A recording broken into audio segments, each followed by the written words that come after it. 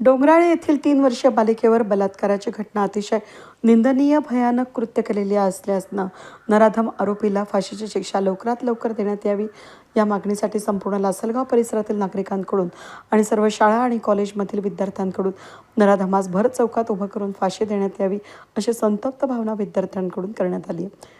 चिमुकली यज्ञास न्याय मिळवून देण्यासाठी अशा विकृत कृत्य करणाऱ्या आरोपीला केवळ कोठडी न देता लवकरात लवकर फास्ट ट्रॅकमध्ये केस चालवून त्याला फाशीची शिक्षा देण्यात यावी अशी मागणी लासलगाव परिसरातून सर्व व्यापारी त्याचबरोबर सर्वपक्षीय नेत्यांनी मोर्चाला 1 तास गाव बंद ठेवून पाठिंबा देण्यात आला. निषेधमुख मोर्चा बाबा अमरनाथ मंदिर या ठिकाणाहून लासलगाव पोलीस स्टेशनपर्यंत काढण्यात आला होता.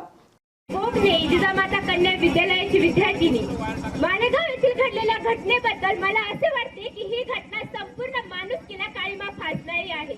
संपूर्ण महाराष्ट्रभर या घटनेचा निषेध केला जात आहे. संपूर्ण मानव जातीमध्ये एक संतापाची लाट पसरलेली आहे.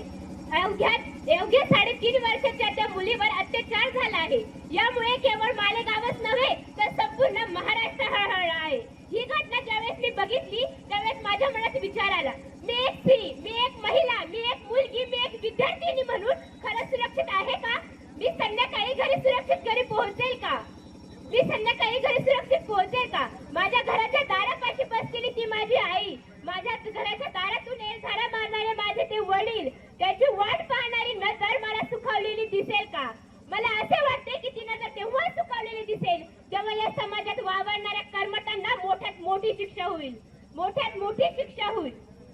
मी सर्व प्रशासनाला विनंती करते की अशा कर्मठांना मोठीत मोठी शिक्षा व्हावी, जेणेकरून असे कृत्य करू पाहू इच्छिणाऱ्याला ही शिक्षा पाहून स्त्रीकडे नजर वर करून बघण्याची सुद्धा हिंमत होणार नाही.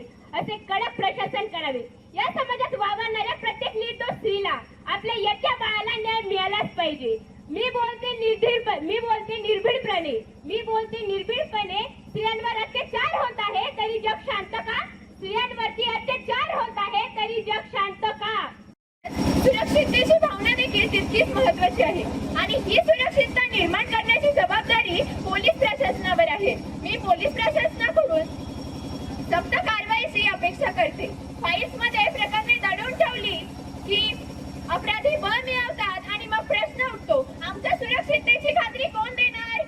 आज मी इथे उभी आहे आणि आत्मविश्वासाने बोलते आहे, कारण मला विश्वास आहे कायदा अजूनही जिवंत आहे आणि न्याय अजूनही शक्य आहे आणि आम्हा मुलींचा आवाज कुणीही दाबू शकत नाही. मी या ठिकाणी प्रशासनाला एवढीच विनंती करू इच्छिते की असे वाईट कृत्य करून समाजाला कलंक लावणाऱ्या प्रत्येक नराधमाला अशी कठोरातली कठोर शिक्षा द्या की पुन्हा असे वाईट कृत्य करण्याची विचारही कुणाच्या मनात येणार नाही. मी मुलगी आहे, होय मी मुलगी आहे, पण शांत नाही.